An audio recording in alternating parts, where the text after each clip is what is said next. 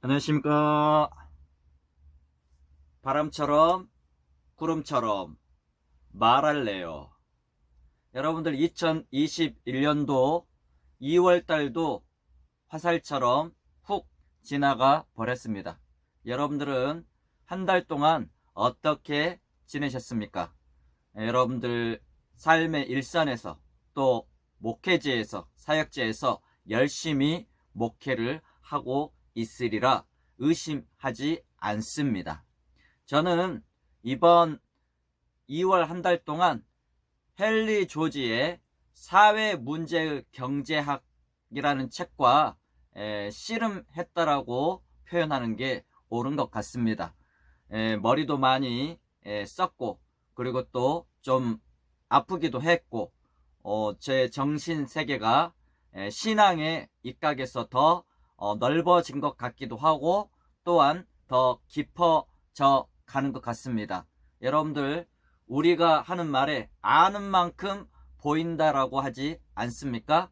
하나님을 아는 만큼 내 자신이 보이고, 또한 이 세계가 보이는 것 같습니다.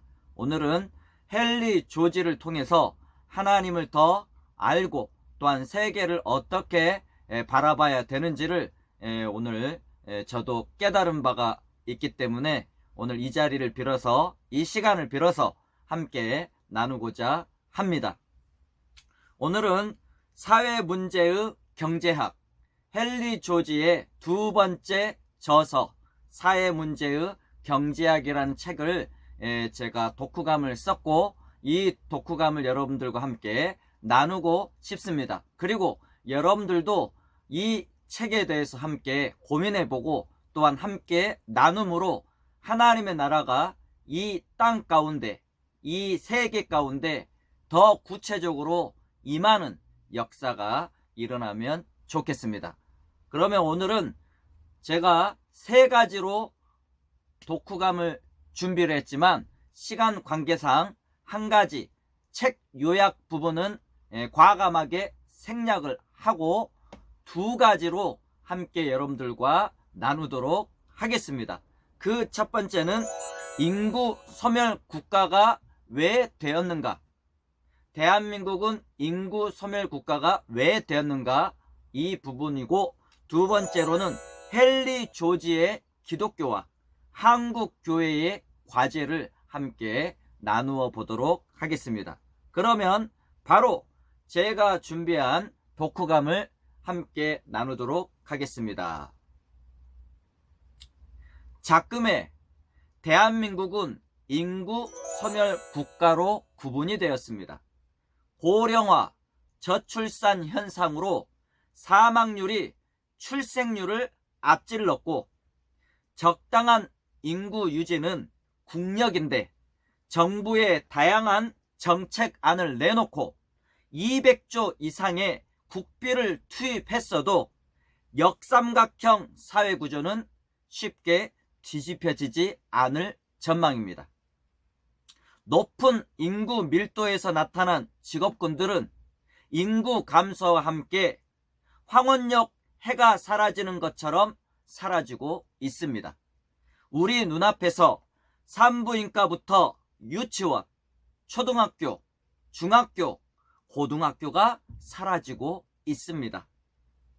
청년들의 결혼 및 출산 포기가 보편화되는 원인이 무엇이겠습니까?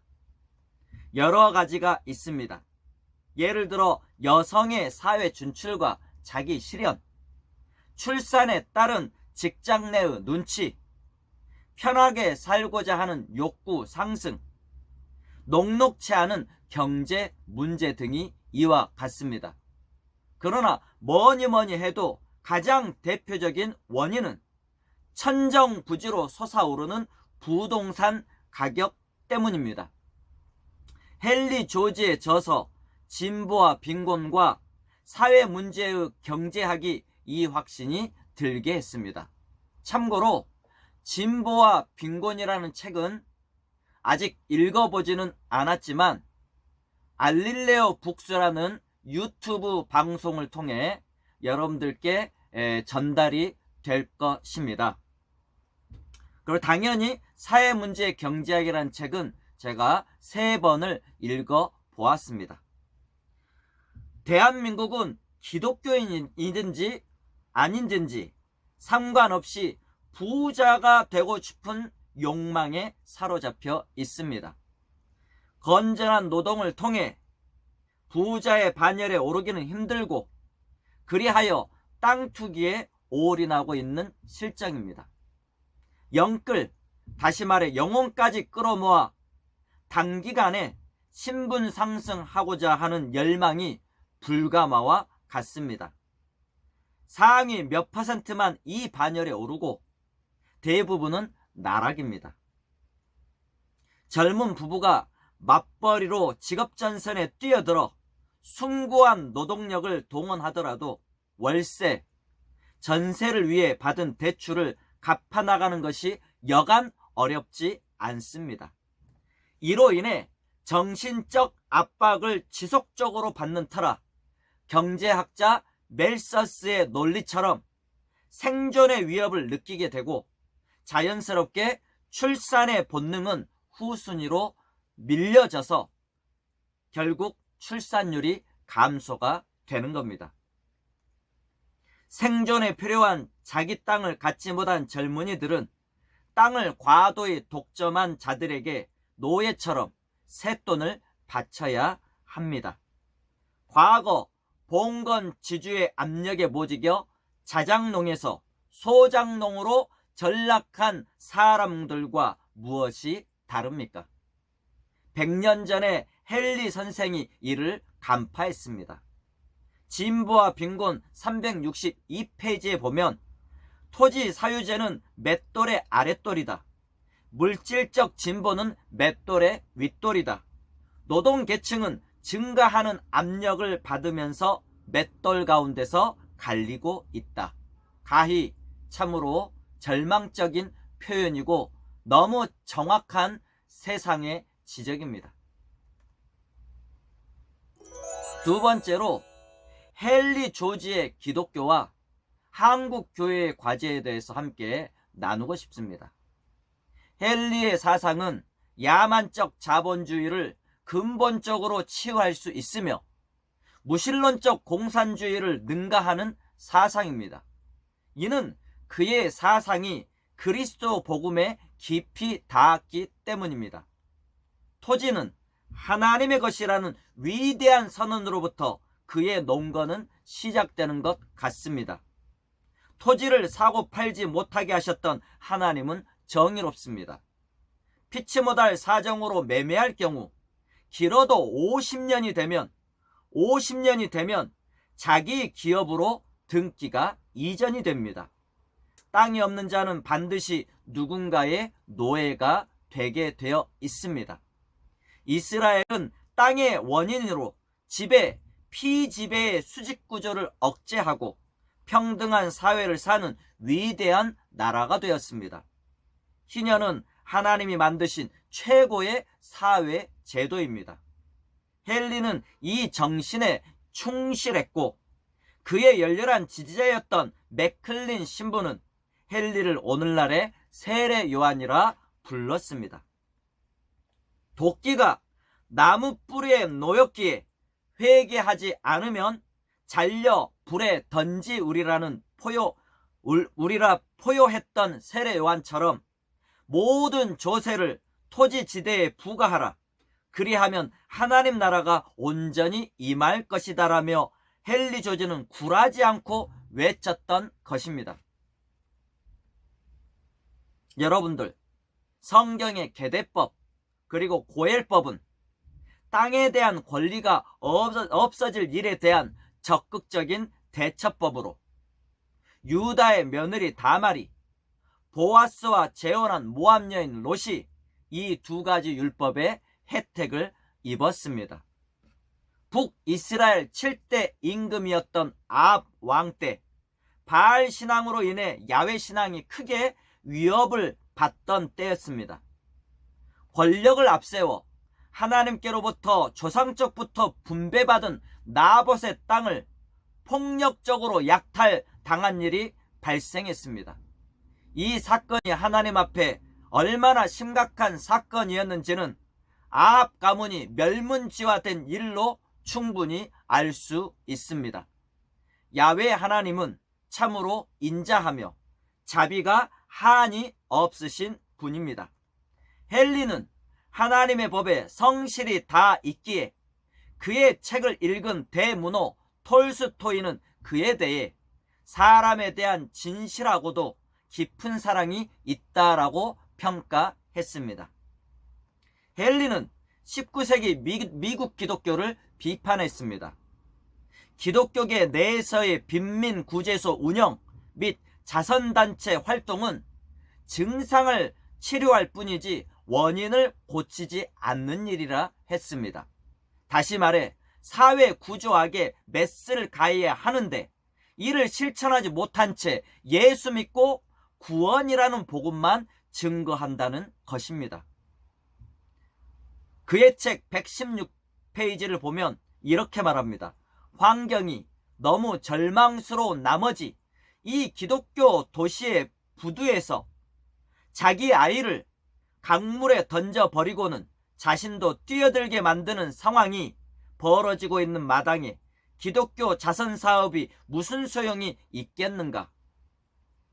명실상부 기독교 나라라 자부한 미국 사회는 헨리에 의해 실상이 적나라하게 고발당하고 있습니다. 다시 들어보십시오. 그의 책 97페이지를 보면 그럼에도 우리는 이교도들에게 선교사를 보낸다. 어느 날 나는 힌두교도들에게 침례교식 복음을 전하러 파송된 선교사들이 집에 가만히 앉아 경제를 주무르는 경건한 사람들이 미국 화폐와 인도 루피 간의 환차익으로 벌어들인 돈을 받아서 선교 사역을 해왔다는 기사를 읽었다. 그런데 북극에서 남극에 이르기까지 도대체 어느 이교도들이 소위 기독교 문명의 중심이라 불리는 이곳 미국에 타락하고 왜곡된 인간들처럼 살고 있는가? 비윤리적 생활을 자행하면서 불의한 돈으로 선교비를 충당하고 하나님으로부터 복을 받았다고 하는 미국 기독교의 실상이 보이는 것 같습니다. 더 나아가 헨리는 기독교의 거짓 메시지를 들춰냅니다.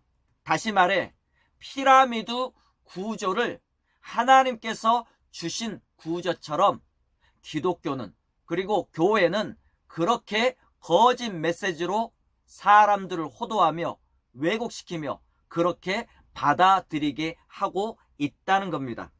이 부분은 너무 긴 언급이기 때문에 제가 생략해서 말씀드린 겁니다. 헨리는 이 책을 쓸 때 마태복음에 기록된 예수님의 최후 심판으로 시작합니다. 마태복음 25장 40절 지극히 보잘것없는 사람 하나에게 한 것이 곧 예수님께 하는 것과 같다는 동일체 사상 말입니다. 그는 내세가 어떻게 될지는 하나님 소관에 맡기고 이 땅에서의 하나님 나라가 임하도록 하기 위해 온몸을 불태웠습니다. 지극히 작은 자까지 인간답게 살아갈 수 있는 세상을 꿈꾸었고 뜻이 하늘에서 이루어진 것처럼 땅에서도 이루어지이다는 주의 기도는 토지를 독점한 자들로부터 노동자들의 자유를 찾아 노동으로 생산한 만큼 본인에게 돌아가도록 해주는 것으로 이해하며 행동했습니다. 자, 한국 기독교는 사회를 담아내는 그릇이 빈약합니다. 동성애나 차별금지법 반대에 핏대를 올리는 정도이지 근본적 문제인 부동산 대책에 대해서는 이상하리 많지 침묵으로 일관합니다. 당시 헨리의 사상을 공산주의자라고 왜곡시키고 매도한 자들처럼 부동산에 관련된 세제를 개편하려 하면 수구 기독교는 같은 논리로 이빨을 드러냅니다. 마치 땅을 가진 자들이 기독교인들 대부분인 것처럼 그래서 이를 통한 부의 확대가 하나님의 축복인 양 힘주어 기도해주고 헌금을 받는 영적 생산자 소비자 간의 관계인 것 같습니다. 불로소득에 거룩한 예수의 피로 세탁을 시키기에 심리적 안심까지 제공해 주는 실정입니다. 헨리는 이렇게 언급합니다. 얼마 전 매우 부유한 정통 그리스도인 한 사람이 한 신문 기자에게 자신이 수백만 달러를 번 대규모 사업에 대해 언급하면서 다음과 같이 말했다고 한다. 하나님께서 특별히 우리를 도와주셨습니다. 전에는 철강이 그처럼 싼 적이 없었고 노동이 그처럼 남아돈 적이 없었으니 말입니다. 한국 기독교는 내세적이며 기득권과 결탁이 되어 있습니다. 다음 세대를 구원하고 싶습니까? 젊은이들에게 안식을 제공해 주어야 주일에 침대에서 일어나 예배를 나올 것입니다. 부동산 가격을 낮추고 저들이 여유있고 충분하게 삶을 영위하도록 교회가 앞장선다면 예수 그리스도 앞으로 나오는 문을 하나 더 활짝 열어내는 일이 될 것입니다. 한국교회는 토지 공개념 이야기를 너 나 할 것 없이 세례 요한처럼 외쳐야 할 때가 왔습니다. 이 황금 같은 기회를 놓쳐서는 안 됩니다. 끝으로 톨스토이가 언급한 이 책의 가장 위대한 문장을 언급하고 마치도록 하겠습니다. 265페이지에 기록되어 있는데요. 이 간단한 제안 속에 가장 위대한 사회혁명이 포함되어 있다는 사실을 이해할 것이다. 이 혁명에 비하면 프랑스의 구체제를 무너뜨린 혁명이나 미국 남부의 노예 제도를 타파한 혁명은 아무것도 아니다. 들어주셔서 감사합니다.